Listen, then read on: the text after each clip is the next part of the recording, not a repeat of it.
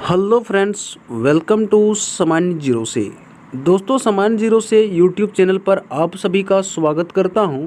और इस वीडियो में हम लोग संथाल परगना भूधारण अधिनियम 1949 का परिचय देखेंगे, जिसमें बहुत सारे इम्पोर्टेंट फैक्ट और क्वेश्चंस कराए जाएंगे।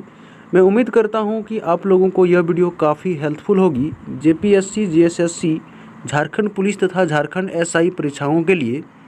इनमें जितने सारे फैक्ट बनते हैं, जैसे कि संथाल परगना भूधारण अधिनियम कब बना और यह किस क्षेत्र में लागू होता है, उन तमाम क्वेश्चंस को हम लोग इस वीडियो के अंतर देखेंगे। जिस वीडियो का भाग 1 कह सकते हैं इसको, इसके बाद भाग 2 भी बहुत जल्द आप लोगों के सामने प्रस्तुत करूंगा। तो देखिए, इसमें जो सबसे पहले बात कही गई है वह कही गई है संथाल परगना भूधारण अधिनियम 1949 जो होगा, इस अधिनियम का पूरा नाम होगा। अब देखते हैं संथाल परगना ज़िले का निर्माण। तो संथाल परगना ज़िले का निर्माण जो है 1856 में हुआ था। कब हुआ था? तो 1856 में संथाल परगना ज़िले का निर्माण हुआ था। इस क्षेत्र का पुराना नाम जो है जंगल तरी ट्रैक है। तो इस क्षेत्र का पुराना नाम क्या है? जंगल तरी ट्रैक है। जंगल तरी ट्रैक को दामिन कोक भी कहा जाता है। जंगल तरी ट्रैक जो है इसे दामिन कोक के नाम से भी जाना जाता है। अगला है, इस क्षेत्र की मूल निवासी पहाड़िया जनजाति है। यहाँ की जो रहने वाली निवासी है वह पहाड़िया जनजाति यहाँ पर निवास करती है। अगला फैक्ट इसमें कहता है, पहला रियायती कानून संथाल परगना सेटलमेंट रेगुलेशन 1872 पारित किया गया। यहाँ पर जो पहला रियायती कानून पारित किया गया था वह था संथाल परगना सेटलमेंट रेगुलेशन 1872 जो है यहाँ पर कानून बनाया गया था। लेकिन अगर इसमें हम बात करें तो यहाँ पर कुछ संशोधन भी किया गया था। इसमें तत्कालीन बिहार सरकार, उस समय जो संथाल परगना क्षेत्र था वह बिहार सरकार के अधीन में था और संथाल परगना इंक्वायरी कमेटी बैठाई गई थी बिहार सरकार की ओर से। और यह कमेटी बैठाई गई थी 1937 में। और इसी 1937 के सिफारिश पर, इसी कमेटी के 1937 के सिफारिश पर संथाल परगना कसरतकारी अधिनियम 1949 का निर्माण किया गया है। तो सबसे पहले यहाँ बात करेंगे जो तत्कालीन बिहार सरकार था उसने कब कमेटी बनाई थी, तो 1937 में बनाई थी। और इसी कमेटी के आधार पर जो है संथाल परगना कसरतकारी अधिनियम 1949 का निर्माण हुआ है। इस अधिनियम में कुल 8 अध्याय और 72 धाराएं दी गई है। यहाँ पर अगर अध्याय की हम बात करें संथाल परगना भूधारण अधिनियम की, तो कुल 8 अध्याय हैं। जबकि अगर धारा की हम बात करें तो इसमें कुल धाराएं जो है वह 72 धाराएं हैं। अब चलिए हम लोग इसमें विस्तार से देखेंगे कि अध्याय 1 से 8 तक में क्या क्या चीज़ों का उल्लेख किया गया है और किस किस बातों को रखा गया है। इस प्रकार हम लोग अध्याय 1 की बात करेंगे। एसपीटी एक्ट का यह अध्याय 1 है, जिसमें कहता है, इस अध्याय में धारा 1 से 4 तक हैं। अध्याय 1 नंबर में धारा 1 से 4 तक दिए गए हैं, जिसमें पहला कहता है कि यह संथाल परगना भूधारण अधिनियम 1949 कहलाएगा। यानी कि संक्षिप्त नाम दे रखा है और इसका विस्तार दे रखा है। जो इस अधिनियम का जो नाम होगा वह क्या होगा? संथाल परगना भूधारण अधिनियम 1949 कहलाएगा। धारा 1 में दे रखा है, यह अधिनियम संथाल परगना के सभी जिलों में लागू होगा। तो यहाँ पर सबसे पहले हम लोग जानते हैं कि संथाल परगना के अंतर्गत कुल कितने ज़िले आते हैं। तो हम लोगों ने पिछले वीडियो में देखा था कि संथाल परगना में कुल 6 ज़िले आते हैं। और 6 ज़िलों की अगर हम फिर से बात करें तो हो जाएगा दुमका, साहिबगंज, गोड्डा, देवघर, पाकुड़ और जामताड़ा। इस प्रकार हम देख पा रहे हैं कि संथाल परगना के अंतर्गत 6 ज़िले आते हैं और जो एसपीटी एक्ट है यह 6 ज़िलों में ही लागू होगा। झारखंड के अन्य ज़िलों में यह कानून लागू नहीं होगा, उसके लिए अलग सा कानून बना हुआ है। अगला फैक्ट इसमें कहता है, धारा 2 में कि इसके अधीन किए गए अपराध किसी दंड या जब्ती प्रभावित नहीं करेगा। धारा 2 में इसके अधीन यानी कि इसके बिना जो किया गया अपराध है, वह दंड है, वह जब्ती है, वह प्रभावित नहीं होगा। यह धारा 2 में कहता है। धारा सबसे पहले 1 में कहता है कि संथाल परगना के सभी जिलों में लागू होगा, धारा 1 में, और इसमें 2 में कहता है दंड और जब्ती प्रभावित नहीं करेगा। यह धारा 2 में कहता है। जबकि 3 और 4 धारा की हम बात करें तो उसमें दे रखा है इस अधिनियम की परिभाषाएँ दी गई है।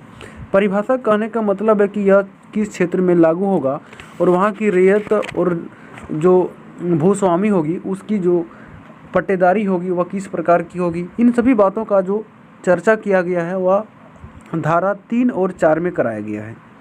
इस भाग में मूल रैयत की बात रखी गई है। जी हाँ, 3 और 4 में क्या रखा गया है, तो मूल रैयत की बात रखी गई है। और इस प्रकार हम लोग अध्याय 2 की बात करेंगे, जिसमें धारा दे रखा है ग्राम प्रधान और मूल रैयत, जिसमें धारा 5 से लेकर 11 तक उल्लेख है। और इसमें हम लोग धारा नंबर 5 से 11 तक देखेंगे। पिछले में धारा अध्याय 1 में हम लोगों ने देखा कि 1 से 4 तक दिया गया था। अब 5 से शुरू होगा और 5 से 11 तक अध्याय 2 में देखेंगे। इसमें कहता है 2/3 रैयतों की सहमति से ग्राम के प्रधान की नियुक्ति होगा। कम से कम जो है 2/3 रैयत की सहमति होना चाहिए, तब ग्राम प्रधान की नियुक्ति किया जाएगा। यह किस में कहता है, तो अध्याय 2 के धारा 5 में कहता है। यहाँ पर दूसरे पॉइंट में कहता है ग्राम प्रधान की नियुक्ति उपायुक्त के द्वारा होगी।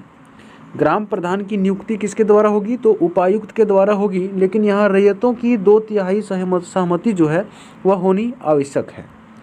अगला कहता है ग्राम प्रधान मर जाने या ना रहने की स्थिति में भूमि उपायुक्त को प्रतिवेदन, जो भूस्वामी होगा वह उपायुक्त को प्रतिवेदन देगा, वो भी 3 महीनों के अंदर देगा। यहाँ पर जोड़ लेना है कि जो भी ग्राम प्रधान मर जाने या ना रहने की स्थिति में भूस्वामी जो होगा वह उपायुक्त को 3 महीने के अंदर प्रतिवेदन देगा। अगला फैक्ट कहता है ग्राम प्रधान नियुक्ति होने पर उसे लिखना पड़ेगा कि वह राज्य सरकार के द्वारा बनाए गए नियमों से शासित है। जो भी नए ग्राम प्रधान नियुक्त होंगे उसे अपने घोषणा पत्र या कह सकते हैं कि शपथ पत्र में यह लिखना पड़ेगा कि वह राज्य सरकार द्वारा बनाए गए सभी नियमों से बाधित हैं और उन्हें नियमों को फॉलो करना होगा, मानना होगा। अगला हम बात करेंगे इसी में ग्राम के भूस्वामी का यह कर्तव्य होगा कि वह 3 महीने के अंदर उसे ग्राम का अधिकार अभिलेख दे दे। जो वहाँ का भूस्वामी होगा उसका यह कर्तव्य बनेगा कि जो नए ग्राम प्रधान बनकर आए हैं उसको 3 महीने के अंदर वह क्या करेगा, तो अधिकार व अभिलेख दे देगा। अगला कहता है रैयतों द्वारा वसूली गई सभी जुर्माने, टैक्स जिसको कहते हैं हम लोग, उपायुक्त के निर्देश से खर्च होगा। जितने सारे टैक्स वसूला गया है वह सभी किसके निर्देश पर खर्च होगा, तो यहाँ पर उपायुक्त के निर्देश पर खर्च होगा। इस प्रकार हम लोग अगला अध्याय और में कहता है रैयत, और इसमें दे रखा है धारा 12 से लेकर हम लोग 26 तक देखेंगे। इसमें कुल कितने धाराएं हैं, तो 12 से लेकर 26 तक हैं। इस अधिनियम में रैयतों की 3 भागों में बांटा गया है। 12 जो धारा नंबर है उसमें रैयतों को कितने भागों में बांटा गया है, तो 3 भागों में बांटा गया है। पहला बात करें तो पहला निवासी जमाबंदी रैयत। निवासी जमाबंदी रैयत वैसी रैयत को कहा जाता है जिसका निवास स्थान जो है उसी गांव में है, जिसका पारिवारिक जो आवास है उस गांव में रह रहा है वह। अगला है गैर निवासी जमाबंदी रैयत। गैर निवासी जमाबंदी रैयत उस रैयत को कहा जाएगा जो उस गांव में नहीं रहते हैं या जिसका पारिवारिक वास स्थान उस गांव में नहीं है।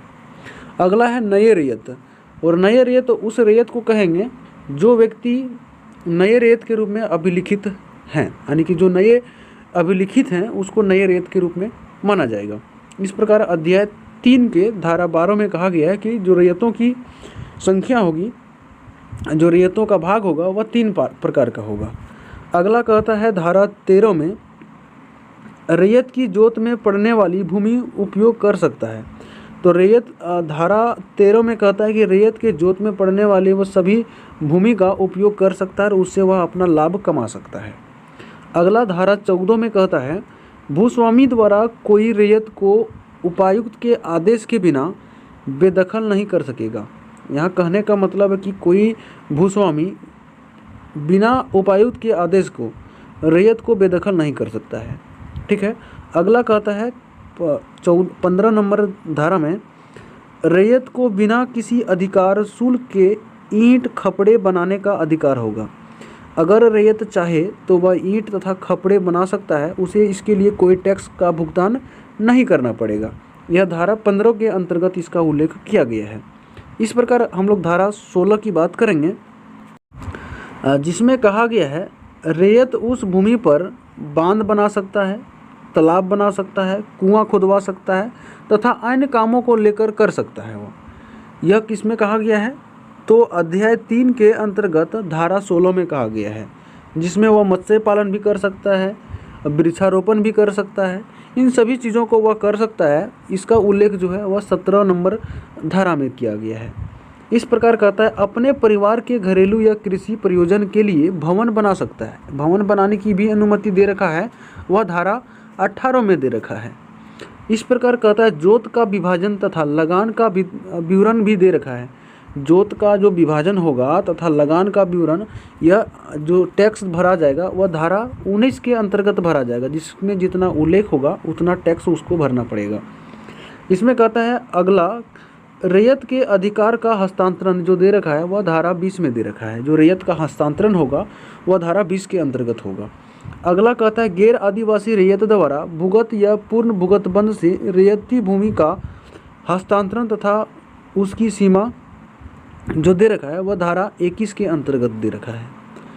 अगला है आर्टिकल नंबर 22, जिसमें कहता है न्यास पर कृषि के लिए रैयत अस्थायी रूप से अपना क्षेत्र दे सकता है। इसमें अस्थायी रूप से दे सकता है, यहाँ पर अस्थायी का उल्लेख नहीं किया गया है। अगला धारा 23 की बात करेंगे, कहता है रैयती भूमि का विनिमय। तो रैयती जो भूमि है उसका विनिमय यानी कि खरीद बिक्री भी कर सकता है, रैयत कर सकता है। ठीक है। तो ऑप्शन जैसे कि हम लोग यहाँ देख सकते हैं धारा 23 में दे रखा है यह। इस प्रकार धारा 24 की बात करेंगे, रैयती जोतों के कतिपय हस्तांतरण का निबंधन धारा 24 में दे रखा है। अगला धारा 25 और 26 में कहता है रैयती जोत के विक्रय या दान के हस्तांतरण की प्रक्रिया का वर्णन जो है वह धारा 25 और 26 में दे रखा है। दोस्तों, अगर आप चैनल पर नए हैं तो वीडियो को लाइक ज़रूर करें, और यहाँ पर अगर चैनल पर नहीं है तो चैनल को सब्सक्राइब ज़रूर करें, ताकि इस प्रकार की लेटेस्ट वीडियो की जानकारी आप तक पहुँच सके और आप सभी प्रकार की वीडियो देख सकें। क्योंकि यहाँ पर JPSC, JSSC, Jharkhand police, Jharkhand दरोगा तथा BPSC जैसे SSC सभी प्रकार के एग्जाम्स के लिए वीडियो अपलोड किया जाता है, जिससे आप आसानी से देख सकेंगे। इस प्रकार हम लोग अध्याय 4 की बात करेंगे, जिसमें बहुत सारे इम्पोर्टेंट फैक्ट बनेंगे। कहता है बंजर भूमि एवं खाली जोतों की बंदोबस्ती। इसमें दे रखा है जितने सारे बंजर भूमि हैं और खाली जो जोत है उसकी बंदोबस्ती कराने से अधिकार जो नियम है वह धारा 27 से लेकर 42 तक के अंतर्गत उल्लेख किया गया है इस बातों को। और धारा 27 की अगर हम बात करें तो इसमें कहता है बंजर भूमि की बंदोबस्ती। तो बंजर जो भूमि है उस पर बंदोबस्ती करने का जो नियम है वह धारा 27 के अंतर्गत दे रखा है। अगला है बंजर भूमि या खाली जोतों की बंदोबस्ती का नियमावली जो है वह धारा 28 के अंतर्गत है। इस प्रकार ग्राम प्रधान या अन्य उपायुक्त की अनुमति के बिना बंदोबस्त नहीं करेगा। यह धारा किस में दे रखा है? तो 29 में दे रखा है। अगर उपायुक्त की अनुमति नहीं होगी तो उस जो है बंदोबस्त नहीं किया जाएगा भूमि का। अगला कहता है भूस्वामी की सहमति एवं उपायुक्त के अनुमोदन के बिना उप विभाजन नहीं होगा। अगर उप विभाजन किसी को करना है तो उपायुक्त और भूस्वामी की सहमति लेनी पड़ेगी, तभी उसका उप विभाजन किया जाएगा। यह धारा 30 के अंतर्गत कहा गया है। थैंक यू दोस्तों, इस वीडियो में हम लोग इतना ही देखेंगे और इसका पार्ट 2 बहुत जल्द आप लोगों के समक्ष उपस्थित होगा, जिसमें धारा 72 तक हम लोग करेंगे और कुल इसमें 8 अध्याय को दूसरे वीडियो में हम लोग कंप्लीट कर देंगे। मिलते हैं नेक्स्ट वीडियो में, तब तक के लिए जय हिंद।